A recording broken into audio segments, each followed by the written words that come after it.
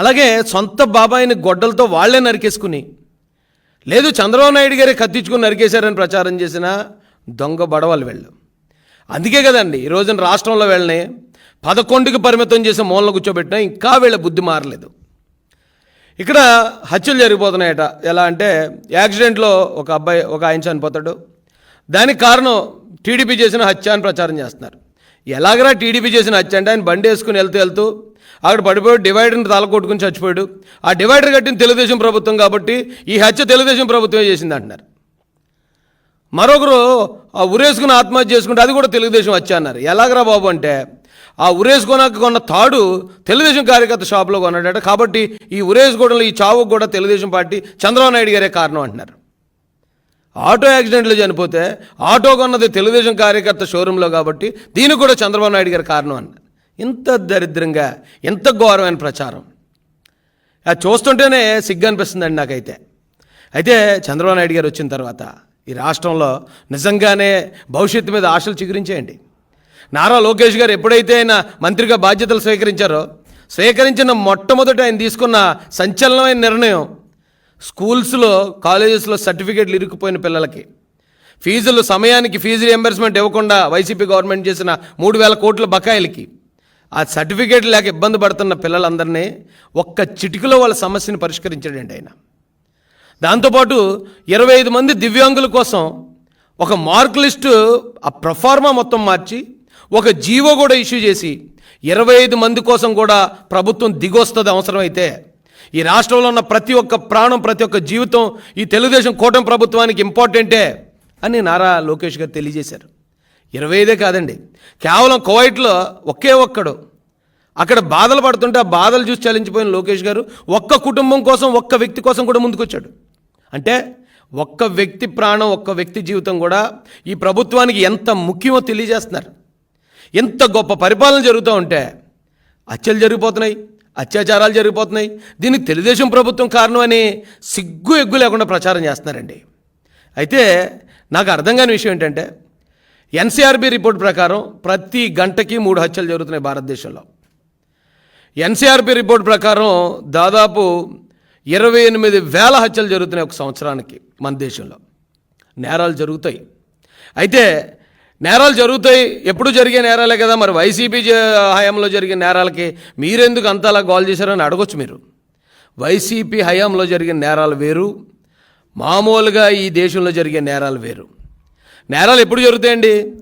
పాత కక్షల వల్ల, లేకపోతే ఒకరి మీద అంటే ఒకరు పడని ద్వేషం వల్ల, లేదా మహిళల వల్ల, భూముల వల్ల. ఇలాంటి నేరాలు ఎక్కడ జరుగుతాయి? దేశంలో ఎక్కడైనా జరుగుతాయి. అందుకే కదా అలాంటి నేరాలు జరుగుతాయనే రాజ్యాంగంలో మనం పోలీస్ వ్యవస్థ, కోర్టులు, జైళ్ళు ఇవన్నీ ఏర్పాటు చేసింది నేరాలు జరుగుతాయనండి. అయితే వైసీపీ హయాంలో జరిగిన నేరాలు ఏంటంటే మనం ఏదైతే రక్షణ వ్యవస్థలుగా ఏర్పాటు చేసుకున్న ఈ పోలీస్ కానీ, లాయర్లు, ప్రజాప్రతినిధులు ఉన్నారో వాళ్ళు నేరాలకు పాల్పడ్డారు. కంచే చేను వేసిందండి వైసీపీగా ప్రభుత్వ హయాంలో. కానీ ఇక్కడ వచ్చేటప్పటికి ఫేక్ ప్రచారాలు. ఆ మార్గాన్ని భరత్ అనే ఒక రీల్ స్టార్ ఉన్నాడు రాజమండ్రిలో. ఆడి జీబును ఆడే అంటుపెట్టుకుంటాడు, ఆడే తగలబెట్టుకుంటాడు. అది టీడీపీ తగలబెట్టిందని మా మీద వేస్తాడు. మరొక చోట తూర్పుగోదావరి జిల్లాలో అంబేద్కర్ విగ్రహాల మీద దాడి జరుగుతుంది. మా తెలుగుదేశం, జనసేన వాళ్ళం మేము మా ప్రభుత్వం వచ్చిందని మేము అక్కడ లెటర్ తీస్తారు. కానీ ఎంక్వైరీ చేసి డాగ్ స్క్వాడ్ వెళ్తే ఆ క్లూస్ అన్నీ లాగితే వైసీపీ సర్పంచ్ అరెస్ట్ అవుతాడు. అక్కడ 2 సార్లు జరిగింది ఇదే పరిస్థితి.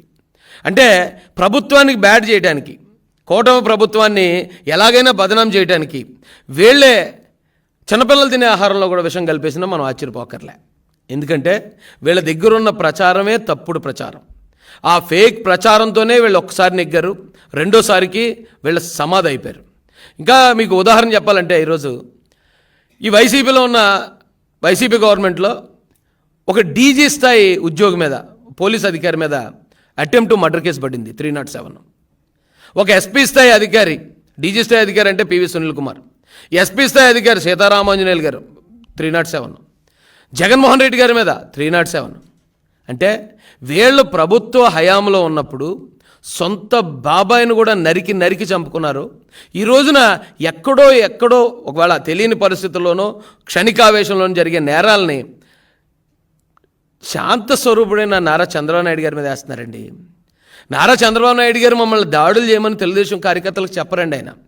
మేము ప్రతిపక్షంలో ఉండి మేము దాడులకు గురవుతున్నప్పుడు, హత్యా ప్రయత్నాలకు గురవుతున్నప్పుడు, తప్పుడు కేసులకు గురవుతున్నప్పుడు, సార్ మన గవర్నమెంట్ వస్తే మేము ప్రతీకారం తీర్చుకునే అవకాశం మాకు కావాలని మేము అడిగినప్పుడు నారా చంద్రబాబు నాయుడు గారు మాతో మాట చెప్పారండి. ఆయన ఒక కథ చెప్పారు మాకు. ఒక స్వామీజీ ఆ శిష్యుడు కలిసి వెళ్తూ ఉంటే ఒక చిన్న కాలువలో ఒక తేలు కొట్టుకుపోతుందటండి. కొట్టుకుపోతుంటే దాన్ని చూసిన స్వామీజీ ఇమీడియట్గా ఆ తేలు ప్రాణాన్ని కాపాడడానికి ఆ తేలుని పట్టుకున్నాడు చేత్తో. పట్టుకుని దాన్ని ఇలా ఒడ్డు మీద చేర్చేలోపే 10-15 సార్లు దాన్ని ముళ్ళు గుచ్చేసిందట ఆయన స్వామీజీకి. అయినా కూడా స్వామీజీ ఆ తేలిని బయట విడిచిపెట్టాడు. అప్పుడు శిష్యుడు అడిగాడట, స్వామీజీ మీరేమో దాన్ని ప్రాణం కాపాడదాం అనుకున్నారు, అది చూస్తే మిమ్మల్ని ముళ్ళు గుచ్చేస్తుంది కదా అంటే ఆయన మాట అన్నాడట, ముళ్ళు గుచ్చడం అనేది దాని నైజం, కాపాడడం అనేది మనిషిగా మన నైజం. దాని నైజం కరెక్ట్గానే చేసింది, మన పని కూడా మనం కరెక్ట్గా చేయాలి అని చెప్పారట. సేమ్ నాకు మా అందరికీ కూడా ఆ రోజున చంద్రబాబు నాయుడు గారు చెప్పింది అదే. వీళ్ళు నేరస్తులు, వైసీపీ వాళ్ళు నేరస్తులు కాబట్టి వాళ్ళు నేరాలే చేస్తారు, వాళ్ళు దాడులే చేస్తారు, వాళ్ళు హత్యలే చేస్తారు. కానీ తెలుగుదేశం పార్టీలో అందరూ నాయకులు ఉన్నారు, లీడర్ ఎప్పుడు కూడా ప్రజల కోసం ఎన్ని దాడులైనా తట్టుకుని ప్రజల కోసం పనిచేస్తాడు తప్ప తిరిగి దాడులు చేస్తే వాళ్ళకి మనం నేరస్తులు అవుతాం. కాబట్టి వాళ్ళు అలాంటి నేరాలు చేశారు కాబట్టే ఈ రోజున 11 సీట్లకి ప్రజలు వాళ్ళని పరిమితం చేశారు. ఇక్కడ నారా చంద్రబాబు నాయుడు గారు ఆయన చంపేద్దాం అనుకున్నారు, ఆయన మీద దాడులు చేశారు, తప్పుడు కేసులు పెట్టారు, జైల్లో ఆయన చంపేద్దామని ట్రై చేశారు. నారా లోకేష్ గారి మీద 1-10 సార్లు దాడులు చేపించారు, రాళ్ళు ఇచ్చి కొట్టించారు, ఆయన చంపుదామని ప్రయత్నించారు. తెలుగుదేశం పార్టీ కార్యకర్తలు అందరి మీద, తల్లి లాంటి భువనేశ్వరమ్మ మీద ఎంత దారుణమైన నేరస్తులలో జగన్మోహన్ రెడ్డి గారి నేరస్తుడు, అవినాష్ రెడ్డి మర్డర్ కేసులో నేరస్తుడు, అతను ఆల్రెడీ బెయిల్ మీద బయట ఉన్నాడు. ఈ అనంతబాబు అనేవాడు చంపేసి డెడ్ బాడీ ఎమ్మెల్సీలు, ఎమ్మెల్యేలు, మంత్రులు, అంబటి రాంబాబు మంత్రి మహిళలతో అసభ్యంగా ప్రవర్తించాడు. గోరంట్ల మాధవ్ ఎంపీ మహిళలతో న్యూడ్గా వీడియో కాల్ మాట్లాడుతూ దొరికేశాడు.